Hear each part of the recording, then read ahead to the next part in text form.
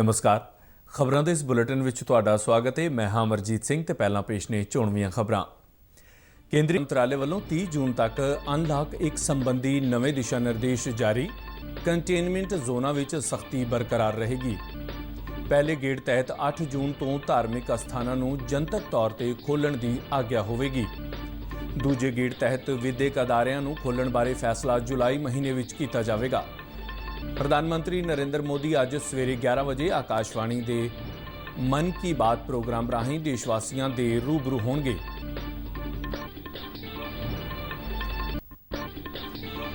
देश भर में कोविड-19 की पुष्टि वाले मामलों की गिनती 1,82,143 हुई। 86,984 मरीज सेहतयाब हुए। सेहत मंत्रालय मुताबक हुण तक कोरोना वायरस के 36 लाख तो वध टैसट किए गए हैं। वंदे भारत मिशन तहत एयर इंडिया की विशेष उड़ान यूक्रेन तो 144 भारतीयों को लैके अज तड़कसार चंडीगढ़ कौमांतरी हवाई अड्डे पुजी। ते हुण खबरां विस्तार नाल। केंद्रीय गृह मंत्रालय वालों 30 जून तक अनलॉक के पहले गेड़ संबंधी नवे दिशा निर्देश जारी किए गए हैं। निर्देशों मुताबक पाबंदी अधीन बाकी गतिविधियों को पड़ाववार ढंग नाल भलक तो खोलिया जाएगा। अनलॉक 1 तहत कंटेनमेंट जोनां विच सख्ती रहेगी। पहले गेड़ 8 जून तो सारियां धार्मिक थावां खोलियां जाणगियां। होटल, रेस्टोरेंट और दूजियां प्राहुणचारी सेवावां की शुरुआत भी हो जाएगी। शॉपिंग मॉल्स भी खोले जाणगे। इन्हां लई सेहत मंत्रालय वालों वक्रीआं हदायतां जारी कीतियां जाणगियां। दूजे गेड़ च स्कूल, कालेज, विद्यक सिखलाई और कोचिंग इंस्टीट्यूट आदि नूं भी खोलण का फैसला जुलाई के महीने में लिया जाएगा। इस दे लई सारे सूबਿਆਂ ਦੀਆਂ सरकारां, केंद्र शासित प्रदेशों, संचालक संस्थावां, विद्यार्थियों के मापिਆਂ ਅਤੇ होरनां संबंधित धिरां नाल विचार वटांदरा किया जाएगा। तीजे गेड़ विच कौमांतरी उड़ाणां, मैट्रो रेल, सिनेमा घरां, जिम, स्विमिंग पूलां, मनोरंजन पार्कां, थिएटरां, बार और ऑडिटोरीयम नूं खोलिया जाएगा। इन्हां नूं खोलण तो पहलां उस वेले की स्थिति की समीक्षा भी की जाएगी। तीजे गेड़ च ही समाजिक, सियासी, खेड, मनोरंजन और सभ्याचारक सरगर्मियां नूं खोलण बारे कोई अंतिम फैसला लिया जाएगा। देश भर में रात का करफ्यू अजे भी जारी रहेगा। इस दे समय में कुछ बदलाव किया गया है।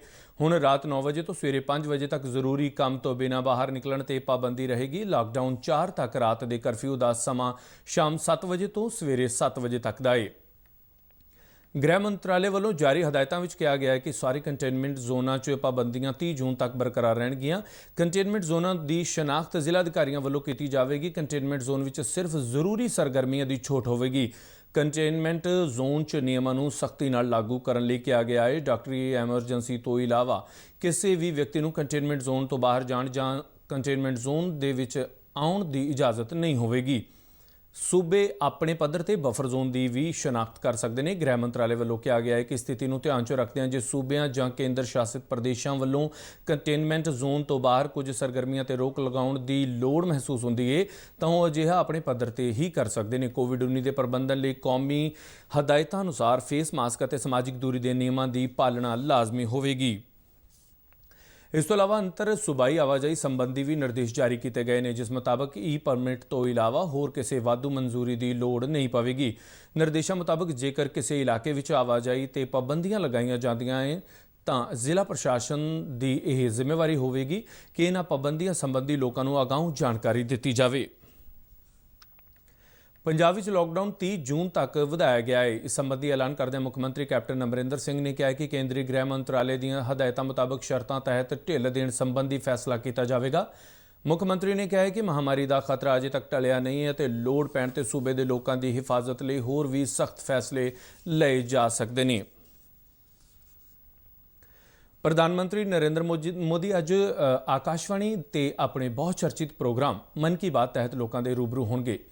महीनावार मन की बात प्रोग्राम की यह 65वीं कड़ी होगी। प्रधानमंत्री नरेंद्र मोदी मन की बात प्रोग्राम विच जिथे अपनी सरकार के प्रोग्रामां, लोगों वालों किए गए चंगे कामां अते देश नूं दरपेश चुनौतियों का जिक्र करते हैं, उत्थे उत्थे लोगों के सुझावों नूं भी इस प्रोग्राम विच शामिल करते हैं अते कई लोगों नाल फोन ते सीधे गलबात भी करते हैं, जिस करके मन की बात प्रोग्राम वधेरे हरमन प्यारा होया है। मन की बात प्रोग्राम आकाशवाणी ते अज सवेरे 11 बजे शुरू होगा, जिसनों दूरदर्शन के सारे ही चैनलों पर देखा जा सकता है। मन की बात प्रोग्राम के तुरंत बाद डीडी पंजाबी तो इस प्रोग्राम का खेतरी भाषा में रूपांतर प्रसारित किया जाएगा। ਜਿਸ ਨੂੰ ਡੀਡੀ ਪੰਜਾਬੀ ਦੇ ਦੂਰਦਰਸ਼ਕ ਰਾਤ 8 ਵਜੇ ਮੁੜ ਦੇਖ ਸਕਣਗੇ। ਦੇਸ਼ ਭਰ ਵਿੱਚ ਕੋਰੋਨਾ ਵਾਇਰਸ ਦੀ ਪੁਸ਼ਟੀ ਵਾਲੇ ਮਾਮਲਿਆਂ ਦੀ ਗਿਣਤੀ 1,82,143 ਹੋ ਗਈ ਹੈ। ਸਿਹਤ ਮੰਤਰਾਲੇ ਵੱਲੋਂ ਦਿੱਤੀ ਗਈ ਤਾਜ਼ਾ ਜਾਣਕਾਰੀ ਮੁਤਾਬਕ ਕੁੱਲ ਮਾਮਲਿਆਂ ਵਿੱਚੋਂ 99,995 ਐਕਟਿਵ ਕੇਸ ਨੇ, ਜਦਕਿ 86,984 ਮਰੀਜ਼ ਸਿਹਤਯਾਬ ਹੋ ਚੁੱਕੇ ਨੇ।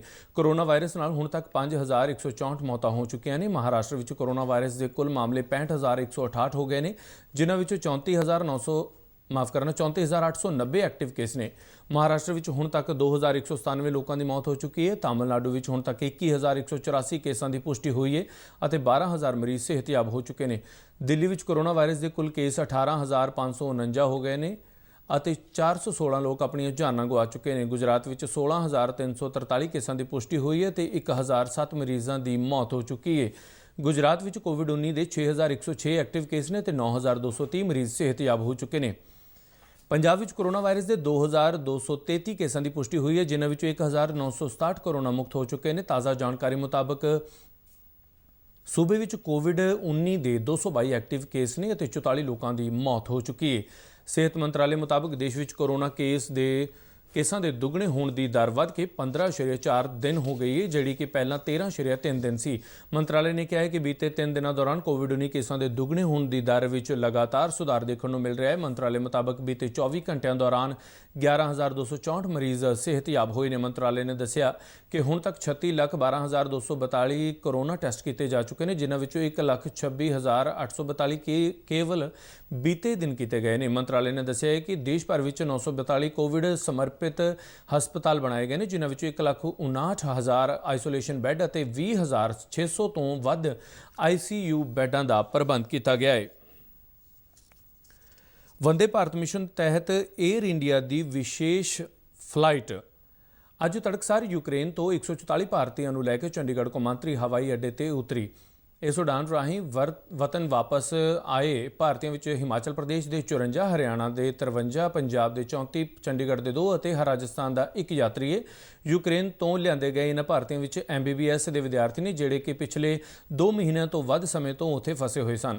ਹਵਾਈ ਅੱਡੇ ਦੇ ਨੋਡਲ ਅਧਿਕਾਰੀ ਹਿਮਾਂਸ਼ੂ ਸਿੰਘ ਨੇ ਦੱਸਿਆ ਕਿ ਯਾਤਰੀਆਂ ਦੇ ਪਹੁੰਚਣ ਤੇ ਕੋਵਿਡ-19 ਪ੍ਰੋਟੋਕਾਲ ਤਹਿਤ ਜਾਂਚ ਕੀਤੀ ਗਈ ਹੈ ਤੇ ਸਾਰੇ ਯਾਤਰੀਆਂ ਦੀ ਥਰਮਲ ਸਕਰੀਨਿੰਗ ਕੀਤੀ ਗਈ ਹੈ। ਉਹਨਾਂ ਦੱਸਿਆ ਹੈ ਕਿ ਇਸ ਤੋਂ ਬਾਅਦ ਇਹਨਾਂ ਯਾਤਰੀਆਂ ਨੂੰ ਇਕਾਂਤਵਾਸ ਲਈ ਸੰਬੰਧਿਤ ਸੂਬਿਆਂ ਵਿੱਚ ਭੇਜ ਦਿੱਤਾ ਗਿਆ ਹੈ, ਜਿੱਥੇ ਕੋਵਿਡ ਪ੍ਰੋਟੋਕਾਲ ਤਹਿਤ 5 ਦਿਨ ਬਾਅਦ ਦੁਬਾਰਾ ਕੋਰੋਨਾ ਵਾਇਰਸ ਦੇ ਜਾਂਚ ਟੈਸਟ ਕੀਤੇ ਜਾਣਗੇ। यूक्रेन से बाया दिल्ली होते हुए चंडीगढ़ पे लैंड करी है। ये थोड़ा सा लेट थी आज फ्लाइट, 3:15 के आसपास लैंड करी है यहाँ पे, जिसमें 144 के अप्रॉक्स 144 पैसेंजर्स यहाँ पे डिबोर्ड हुए हैं। सारी स्टेट अथॉरिटीज़ के काउंटर्स थे और सारी एजेंसीज ने स्मूथली फंक्शन करते हुए बहुत ही ईजी वे में सारे पैसेंजर्स को क्लियर किया है।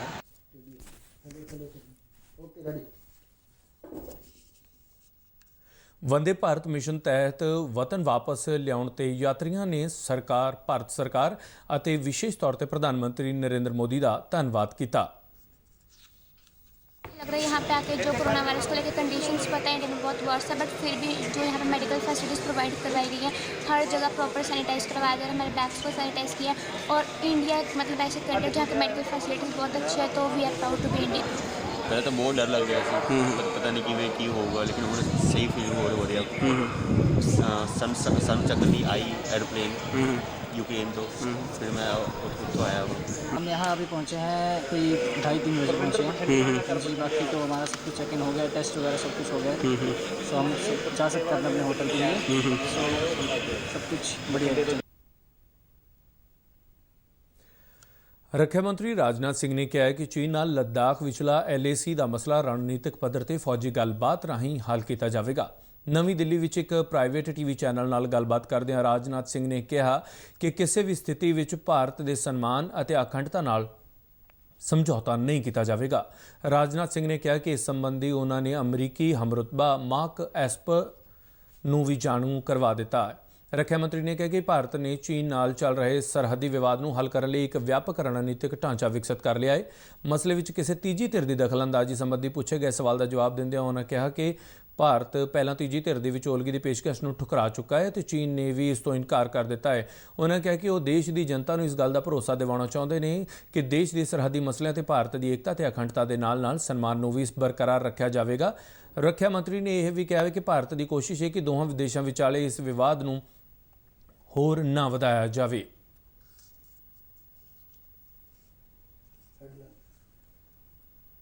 ਪੂਰਬੀ ਲੱਦਾਖ ਦੇ ਪੈਨਗੋਂਗ, ਗਲਵਾਨ ਘਾਟੀ ਅਤੇ ਦੌਲਤ ਬੇਗ ਓਲਡੀ ਵਿੱਚ ਪਿਛਲੇ 3 ਹਫ਼ਤਿਆਂ ਤੋਂ ਭਾਰਤ ਅਤੇ ਚੀਨ ਵਿਚਾਲੇ ਅਸਲ ਕੰਟਰੋਲ ਰੇਖਾ ਨੂੰ ਲੈ ਕੇ ਵਿਵਾਦ ਚੱਲ ਰਿਹਾ ਹੈ। ਇਸ ਦੇ ਨਾਲ ਹੀ ਖਬਰਾਂ ਦਾ ਇਹ ਬੁਲੇਟਿਨ ਖਤਮ ਹੁੰਦਾ ਹੈ। ਨਮਸਕਾਰ।